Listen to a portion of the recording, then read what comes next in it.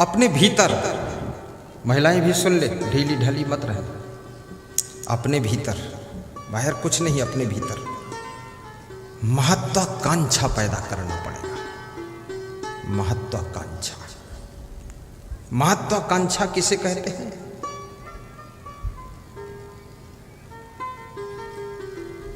बहुत कुछ प्राप्त करने की इच्छा पैदा करना पड़ेगा, अर्थात अपने भीतर इच्छा शक्ति को जागृत करना पड़ेगा। जैसे इस कांझा बनिया पट्टी के भक्तों ने मन में महत्वाकांक्षा पैदा कर दी कि मुझे राष्ट्रीय संत का प्रोग्राम करना है, प्रोग्राम करना है तो करना है। तो इनके अंदर तुरंत प्रश्न खड़ा हो गया कि लाखों रुपया कहां से आएगा। तो उस प्रश्न का तुरंत उत्तर आ गया इनके अंदर से, कुछ हम देंगे, कुछ तुम दोगे, कुछ सब देंगे और सबसे चंदा लेंगे और सबको जोड़ेंगे, मोड़ेंगे और प्रोग्राम होगा, प्रोग्राम करना है। ये प्रोग्राम कराने की महत्वाकांक्षा से पैसा इकट्ठा हुआ कि नहीं इकट्ठा हुआ? आपके अंदर महत्वाकांक्षा पैदा होना चाहिए कि सुंदर मकान बनाना है, बेटी का सुंदर विवाह करना है, मुझे सुंदर गाड़ी लाना है, मुझे परिवार को अच्छे कपड़े पहनाना है, मुझे अतिथि का सत्कार भी टाप का करना है, मुझे उन्नति करना है। तब तुम्हारे अंदर से तुरंत उत्तर आएगा कि फिर इसके लिए एक करना पड़ेगा। क्या करना पड़ेगा? उत्तर अंदर से आएगा, तर्क उठेगा तुम्हारे अंदर कि ये सब पाना है तो पाने के लिए क्या करना है। तो उत्तर आ जाएगा कि बिजनेस करो, खेती करो, बाड़ी करो, पढ़ाई करो, नौकरी करो, सर्विस मिलेगी, पैसा आएगा तो सब हो जाएगा। आपके अंदर तमन्ना होनी चाहिए, महत्वाकांक्षा होनी चाहिए, बहुत कुछ पाने के लिए आपके अंदर आग पैदा हो जानी चाहिए, तो तुम उन्नति शुरू कर दोगे, तुम धनवान बन जाओगे। और याद रखना, जिस दिन तुम्हारे अंदर महत्वाकांक्षा पैदा हो जाएगी उस दिन पहचान तुम्हारी बदल जाएगी। क्या? तुम कहीं पर टाइम पास नहीं करोगे, सड़क किनारे खड़े होकर गप्पा नहीं मारोगे, एक एक मिनट का तुम सदुपयोग करना शुरू करोगे, फिर बहुत देर तक तुम शीशा भी नहीं देखोगे। कितनी महिलाएं 3-3 घंटे शीशा देखती हैं, जब शीशा रोने लग जाता है कि अब छोड़ दे देवी मुझको, तब छोड़ती। 3-3 घंटे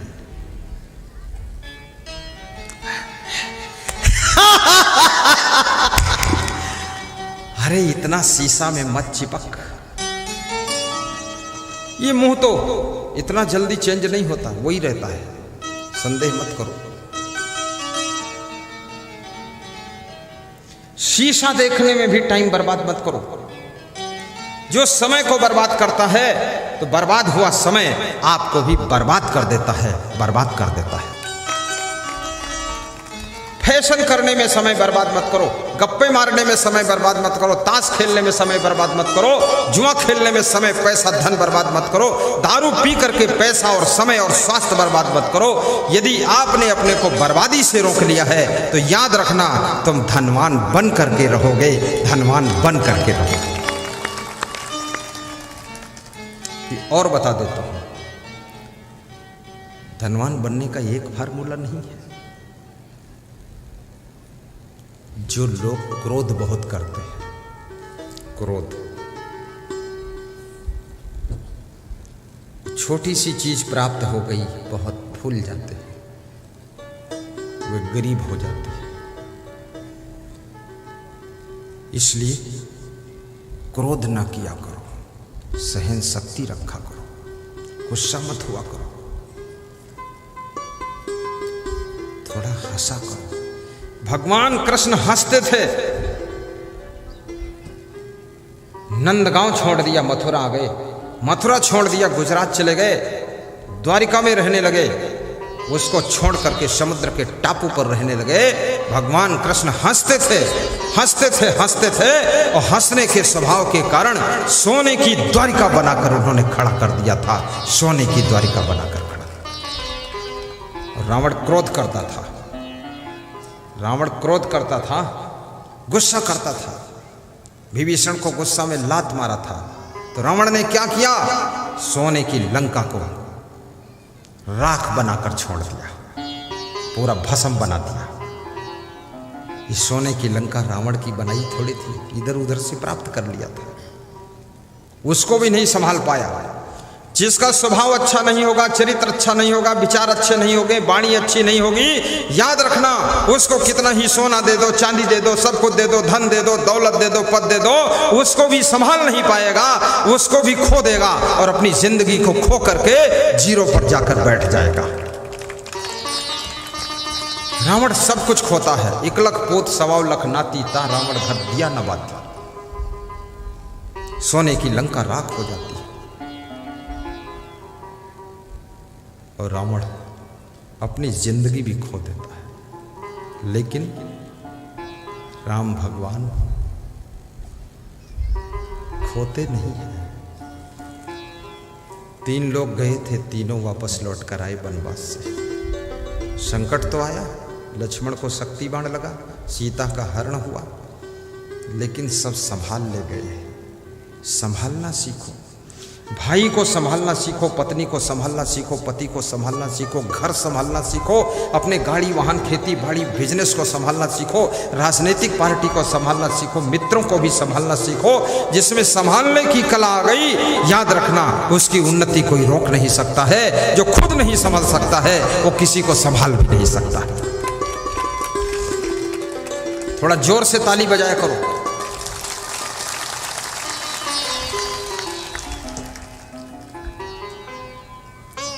आलस्य करोगे धनहीन हो जाओगे, कभी आलस्य मत करना।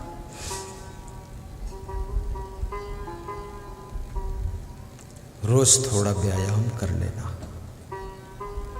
थोड़ा योगा कर लेना, थोड़ा दौड़ के पैदल चल देना। मैं बेटियों से कहूँगा वो रस्सी वाला व्यायाम किया करें। रस्सी ऐसे घुमाती हैं लड़कियाँ ना, उछलती कूदती।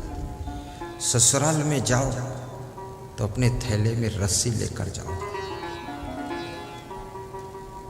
लेकिन पति को मत दिखाना, नहीं वो सोचेगा मेरा गला बांध के रगड़ेगी। कोई देख ले और पूछ ले रस्सी क्यों लाई, तो बोल देना दरवाजा बंद करके कमरे का खिड़की खोल के उसके अंदर 15 मिनट कूदा करो, कूदा करो। शरीर पतला रहेगा, स्लिम रहेगा, सुंदर रहेगा, बीमार नहीं होगी। अन्यथा पत्नी बनने के बाद कितनी दवा खाती हैं स्त्रियां, नाश्ता कम करती हैं, दवा, टेबलेट, टॉनिक, सीरप, इंजेक्शन, और बस दुखी रहती है। कमर में दर्द है, ये क्या कर रही हो? अरे जवानी अवस्था है, तेजो तर्रार रहना चाहिए। बीमारी को आने मत दो, बीमार होने मत दो शरीर को। और हंसा भी करो, छोटी छोटी बात में रोने के लिए मत बैठो। सासू ने कुछ कह दिया, बस उस दिन खाना नहीं खाया, सिर लटका के बैठी है। अरे ये नाटक मत कर। सासू ने कुछ कह दिया, कह दिया, कह दिया, तुमने सह लिया, झट से भोजन कर लो, फटाफट काम करो, हंसते रहो। माँ को मोबाइल मत करो कि आज ससुर ने कुछ कहा है। ससुराल की शिकायत को मायके में पहुंचाने वाली बहू कभी सुखी नहीं हो सकती है, और मायके की बराबरी ससुराल में करने वाली बहू सुखी नहीं हो सकती है। ससुराल की बातों को ससुराल में पी जाओ, अपनी माँ को बताने से कोई फायदा नहीं होगा, क्योंकि तुम्हारी माँ अपने घर में सुखी नहीं है।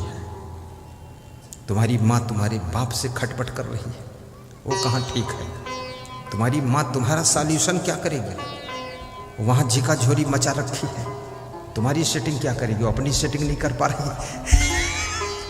हाँ, वहाँ बताना ही नहीं है, रोना धोना भी नहीं है। रस्सी पर कूदो, स्वास्थ्य अच्छा रहेगा। खुश रहा करो, सवेरे जल्दी उठ के झाड़ू लगा दिया करो, सासू उठे उससे पहले झाड़ू लग जाना चाहिए। सासू मुंह धोए कि चाय बन जानी चाहिए। सासू पानी मांगे तो चाय पानी दोनों साथ में रख देना चाहिए कि पी लो, देवी जी खुश रहना, दया रखना मेरे ऊपर। बस इतना काम कर लिया कि सासू के पास जितना सोना चांदी रखा है ना, वो सब आपको दे दे। बस ले लो, पूरा पूरा खींचो। सासू से क्या करेगी वो? बुढ़ापे में क्या जरूरत उसको है? ले लेना चाहिए, खुश कर देना चाहिए। और सासू के कभी कभी पैर भी दबा दिया करो। कल 2 भक्त मेरे पैर दबा रहे थे। खड़े हो जाओ। ये तुम ही दबा रहे थे ना, ऐसे ऐसे करते। मैंने कहा बस बस बस बस बस बस। मैंने सोचा ज्यादा पैर दबाएगा मेरा भी सोना चांदी ले जाएगा। बस बस बस बस। मैंने उसको बताया मेरा गुरु है अभी, जब तक मेरा गुरु है तब तक मैं पैर नहीं दबाऊंगा किसी से। ऐसा नियम है मेरा, बना लिया नियम मैंने। 1 मिनट उसने थोड़ा थोड़ा कर दिया, लेकिन पैर दबा रहा था तो मुझे अच्छा लग रहा था। मन तो हो रहा था और दबाते और दबाते।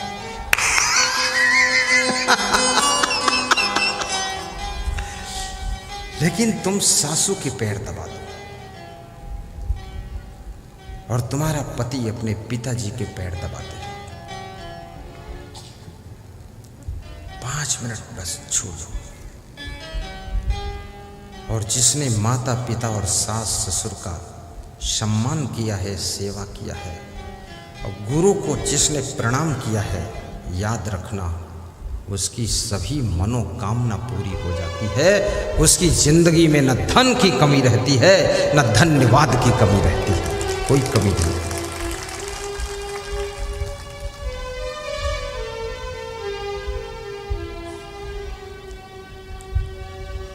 उन्नति का साधन सेवा है।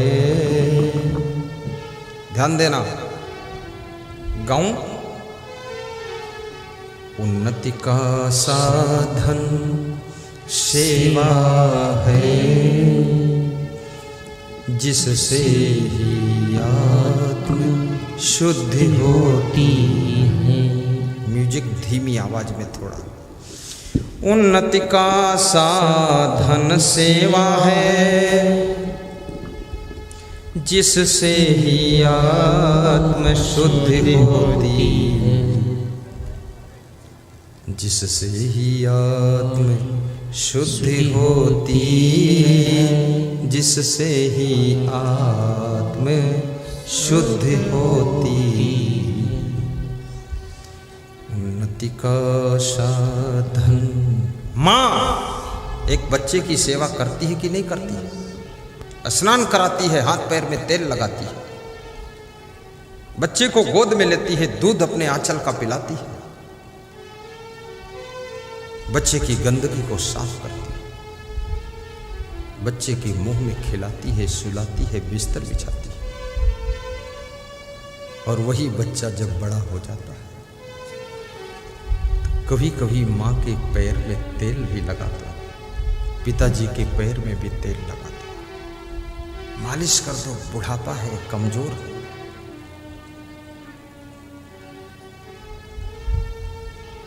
तुमको कंधों पर बिठाया था, गोद में खिलाया था। इतनी उन्नति करो कि अपने माता पिता को कार में बिठा कर ले चलो। कंधे पर बिठाने की जरूरत नहीं है, कार में ले चलो। तुमको अपने आंचल का दूध पिलाया था जिस माँ ने, इतनी व्यवस्था करो कि कम से कम गाय का और भैंस का शुद्ध दूध उनको रोज पिलाओ। दूध संपूर्ण आहार है, दौड़ना संपूर्ण व्यायाम है, हंसना संपूर्ण स्वास्थ्य की चाबी है। भूख लगने पर खाना बीमार न होने की निशानी है। बिना भूख के खाना सदैव बीमार रहने का फार्मूला है। ज्यादातर लोग बिना भूख ही खाते हैं। भूख नहीं है, भोजन बन गया इसलिए खा लेते, दया करके खा लेते। सामने खीर आ गई, भूख नहीं है, कृपा करके खा लेते हैं कि लाओ अच्छा खा लेते हैं। क्यों खा लेते हैं? बन गई इसलिए खा लेते हैं। क्यों खा लेते हैं? कि खा लो नहीं तो फिर मिलेगी भी नहीं। पेट में रख लो, वहां से कोई नहीं ले जाएगा। कटोरी में रखोगे दूसरा खा जाएगा। बिना भूख भोजन स्वास्थ्य को खराब करता है। बिना प्यास पानी किडनी को खराब करती है। भूख लगने पर भी भोजन ना करो, आंतें खराब हो जाती है, आंतों में घाव हो जाएंगे। प्यास लगने पर पानी नहीं पियोगे, किडनी फेल हो जाएगी आपकी। शुद्ध सांस लंबी नहीं खींचोगे, फेफड़े फेल हो जाएंगे। ज्यादा मीठा खाओगे, किडनी, फेफड़ा, हार्ट सब डैमेज हो जाएगा, लीवर डैमेज। ज्यादा मीठा भी मत खाना, लेकिन थोड़ा सा खा लेना। एक रसगुल्ला है, कभी 2 जलेबी है, कभी महीना भर बंद भी रखो, कुछ नहीं है मीठा उठा में फालतू बकवास। कभी थोड़ा सा पेड़ा खा लो, 1-2। कभी 1 समोसा खा लो, कभी 1 कचौड़ी खा लो। कभी बंद ही रखो समोसा, कचौड़ी, पकौड़ी, हटाओ झंझट। कभी खिचड़ी खा लो, खिचड़ी और कढ़ी, कभी खिचड़ी और दही, कभी खिचड़ी और छाछ, कभी दाल चावल सब्जी रोटी खाओ, और कभी मक्का की रोटी, ज्वार बाजरा मक्का जौ चना मिलाकर 5 प्रकार का आटा, इतनी मोटी रोटी बनाओ और चूल्हे की आग में पकाओ। एक रोटी में 10 लोग टुकड़ा टुकड़ा खाओ, चबा चबा कर। क्या टेस्ट है। धनिया मिर्चा टमाटर की चटनी पीसो, सब्जी दाल बनाने की जरूरत नहीं है, बस तोड़ के डुबा के खा जाओ। हाथी घास खाता है, हरे पत्ते खाता है, कितना बलवान शरीर है। इसलिए ये सब जानवर भूसा खाते हैं, कितना ताकत है। तुम बैलगाड़ी खींच पाओगे? नहीं। बैलगाड़ी, इसका मतलब नहीं आज जाके भूसा खा लो तो मर ही जाओगे। तुम्हारी आंतें भूसा खाने वाली नहीं है। सबसे अच्छा भोजन दाल चावल सब्जी रोटी, खिचड़ी कढ़ी दही छाछ सबसे अच्छा है। चूरा दही टाप, मकई दही टाप। पहले मकई चबा लो नींबू नमक लगा के, फिर आधी कटोरी दही पी लो मतलब धीरे धीरे पियो। देखो फिर डाइजेशन पेट की कब्जियत को खत्म कर देगा, पेट साफ हो जाएगा। अपने स्वास्थ्य को सुधारो तो जल्दी बुढ़ापा नहीं आएगा। चिंता मुक्त प्रबंधन करो तो जल्दी बुढ़ापा नहीं आएगा। प्रसन्न रहो, हंसो तो जल्दी बुढ़ापा नहीं आएगा। धनवान बनो तो जल्दी बुढ़ापा नहीं आएगा। व्यायाम करो तो जल्दी बुढ़ापा नहीं आएगा। खुश रहो तो जल्दी बुढ़ापा नहीं आएगा। और बूढ़ों की सेवा करो, उनका आशीर्वाद लो तो तुम्हारा बुढ़ापा बहुत देर में आएगा। बूढ़ों का आशीर्वाद मिल जाएगा।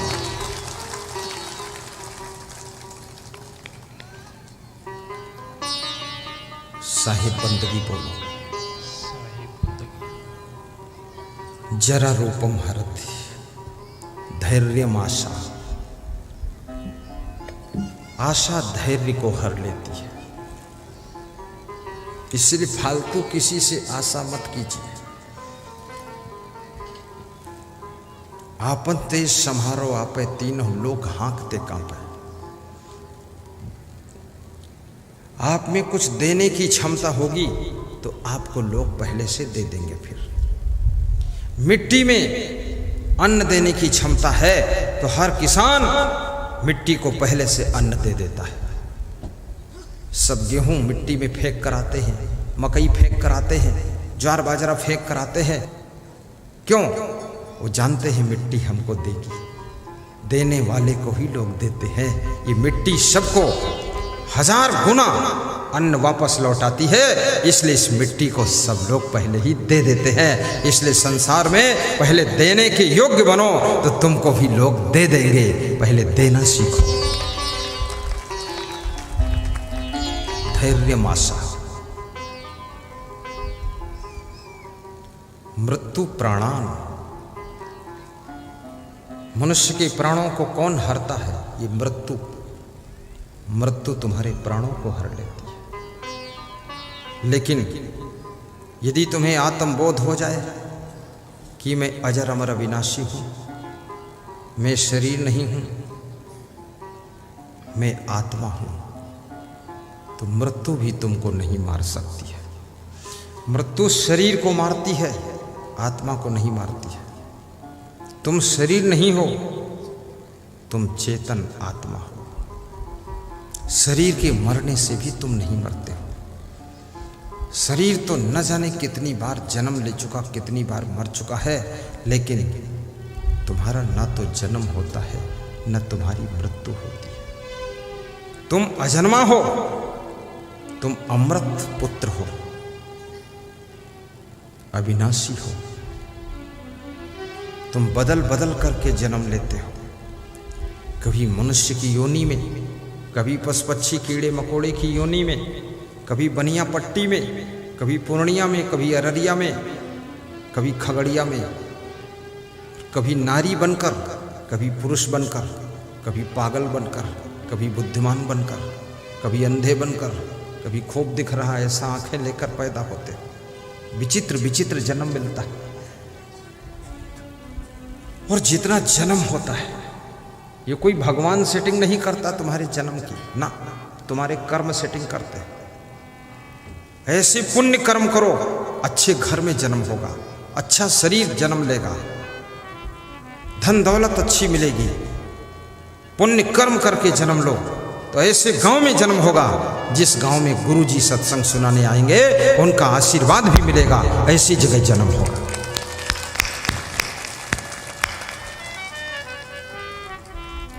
सौभाग्यशाली है लोग, बनिया पट्टी कांझा के और इस क्षेत्र के लोग। सैकड़ों गांव से लोग आ रहे हैं, भाव से आ रहे हैं। देखना ये कुंभ मेला जैसा लगने वाला है। शाम को कुंभ मेला हो जाएगा, कल ये महाकुंभ हो जाएगा, और परसों जयराम जी की हो जाएगी। सब चले जाएंगे, हम भी चले जाएंगे।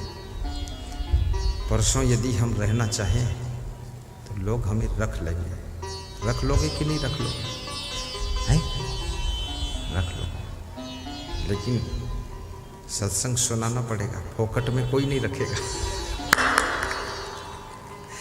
गाय को लोग रखते हैं तो दूध दूहने के लिए रखते हैं, तो हमको भी रखेंगे तो प्रवचन सुनने के लिए।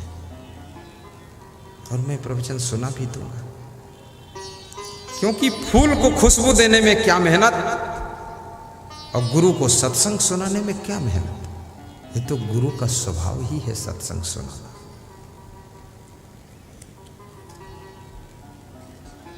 उन्नति का साधन सेवा है,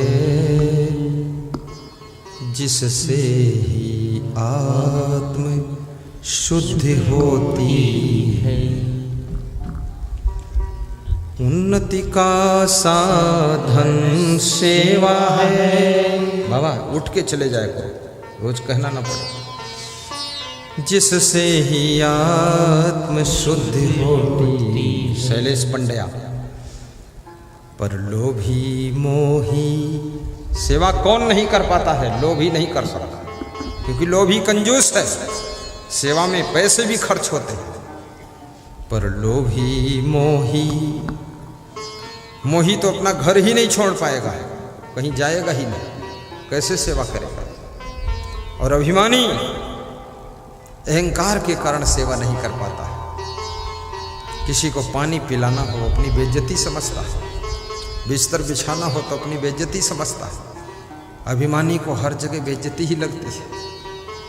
और जिसके पास अभिमान नहीं है, वो दूसरों को जब पानी पिलाता है तो उसको लगता है कि मेरी इज्जत बढ़ रही है। याद रखना, अभिमान तुम्हारी बेइज्जती करता है और नम्रता तुम्हारी इज्जत बनाती चली जाती है। इसलिए अभिमान को विदा कीजिए और नम्रता की नदी बहा दीजिए, ताकि हर जगह तुमको इज्जत मिलती रहे। पर लोभी मोही अभिमानी सेवक पद पाना क्या जाने। पर लोभी मोही अभिमानी सेवक पद पाना क्या जाने। पर लोभी मोही अभिमानी सेवक पद पाना क्या जाने। पर लोभी मोही अभिमानी सेवक पद पाना क्या जाने। जग में सत्संग बिना मानव सम्मति गति पाना क्या जाने। जग में सत्संग बिना मानव सम्मति गति पाना क्या जाने। असुरी प्रकृति के जो प्राणी सत्संग में आना क्या जाने। असुरी प्रकृति के जो प्राणी सत्संग में आना क्या जाने। सत्संग में आना क्या जाने। सत्संग में आना क्या जाने। उन्नति का साधन सेवा है। राम ने गुरु वशिष्ठ की सेवा किया था। भगवान राम ने गुरु विश्वामित्र की सेवा किया। भगवान राम ने भरद्वाज ऋषि की भी सेवा किया। वाल्मीकि के आश्रम पर जाकर के प्रणाम किया, नमन किया। अगस्त मुनि के आश्रम पर जाकर आशीर्वाद लिया। राम के पास में न लोभ है, न मोह है, न अभिमान है, इसलिए भगवान का पद पाया है। मैं निवेदन करूंगा आपसे,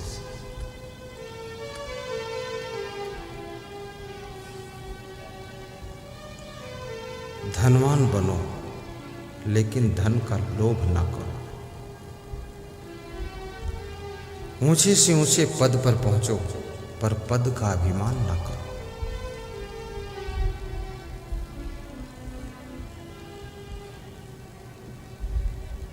बड़े से बड़े परिवार में रहो लेकिन परिवार का मोह ना करो।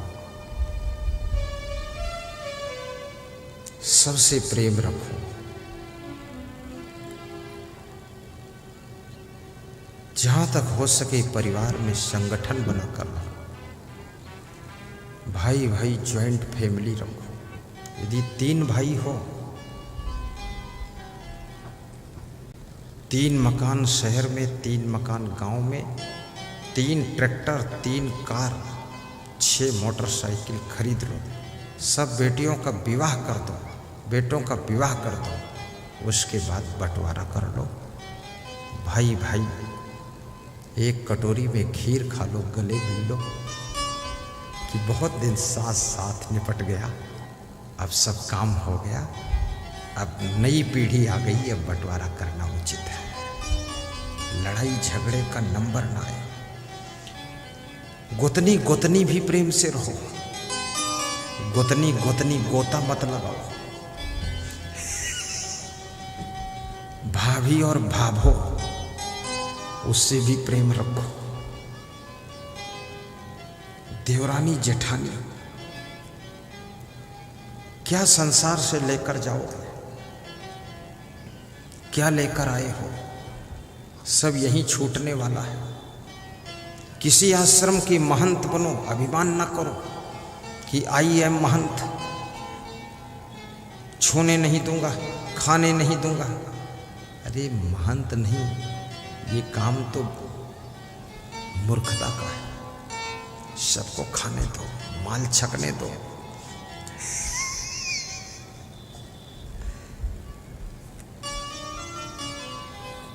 सबको खुश रहने दो। आज मैं छत पर परिक्रमा कर रहा था श्री दिनेश यादव के यहाँ। नीचे झांक कर देखा तो पुलिस वालों पर नजर पड़ गई। मैंने कहा प्रातः काल का प्रणाम आपको।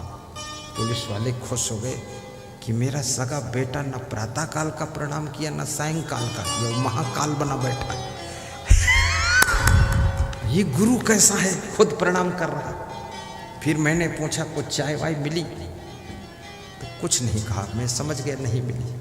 हमने कहा दिनेश जी इनको सुबह शाम चाय पिलाओ आप। नाश्ता बन गया। कटोरी में लेकर वो छोले खा रहे थे पुलिस जवान। मैं फिर ऊपर से झांक लिया। मैं झांकता भी बहुत हूं।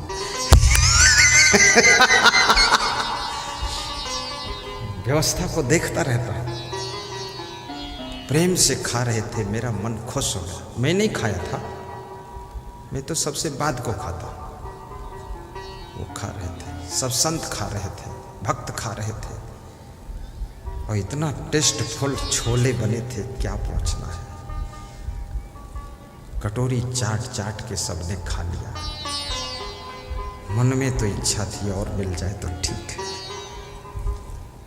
लास्ट में मैं भी खाया। बड़ा स्वादिष्ट नाश्ता। सबसे प्रेम करो। यदि पुलिस जवान आपके साथ रहते हैं उनको दुख न दो।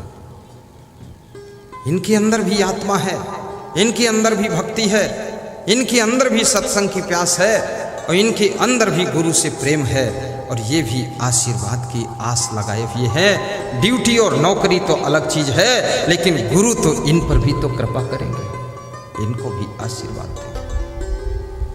परिवार में किसी सदस्य को दुख न देगा। सेवा सेवा सेवा। उन्नति का साधन सेवा है, जिससे ही आत्म शुद्धि होती है। आत्म शुद्धि गुरु की सेवा से, माँ बाप की सेवा से, सास ससुर की सेवा से, अतिथि की सेवा से, महान पुरुषों की सेवा से। एक बंदर है हनुमान, लेकिन भगवान राम की सेवा करता है। बंदर कितना चंचल होता है आप जानते हैं, बंदर का स्वभाव। लेकिन वो बंदर भगवान की सेवा करके इतना महान हो गया कि बंदर भी हनुमान भगवान हो गया। उस बंदर की पूजा होने लग गई। सेवा तुमको पूजनीय बना देती है, तुमको महान बना देती है। लक्ष्मण ने राम की सेवा किया था। लक्ष्मण की भी मूर्ति मंदिर में लगी हुई है। देखना, भरत की मूर्ति सब जगह नहीं लगती, शत्रुघ्न की नहीं लगती है। भाई है इसलिए कहीं कहीं लग जाती है, लेकिन लक्ष्मण तो साथ छोड़ते ही नहीं। अयोध्या में राम रहे तो लक्ष्मण साथ में, वनवास में राम रहे तो लक्ष्मण साथ में। सीता जी अयोध्या में राम रहे तो साथ में थी, और वनवास में गए राम तो साथ में थी। सीता जी की मूर्ति भी लग जाती है। लोग कहते हैं सीता राम का मंदिर है, कहते कि नहीं कहते? नारी बनो, ऐसी नारी बनो, अपने पति का साथ निभाओ, तो पति के साथ साथ में तुम्हारा नाम जुड़ेगा, और पति के साथ साथ में तुमको सम्मान मिलेगा। आज राष्ट्रपति के साथ में उनकी पत्नी जाती है प्रोग्राम में। अमेरिका के राष्ट्रपति यहाँ आए थे, ट्रंप जी, उनकी पत्नी भी आई थी। राष्ट्रपति के सम्मान के साथ साथ पत्नी का भी सम्मान होता है।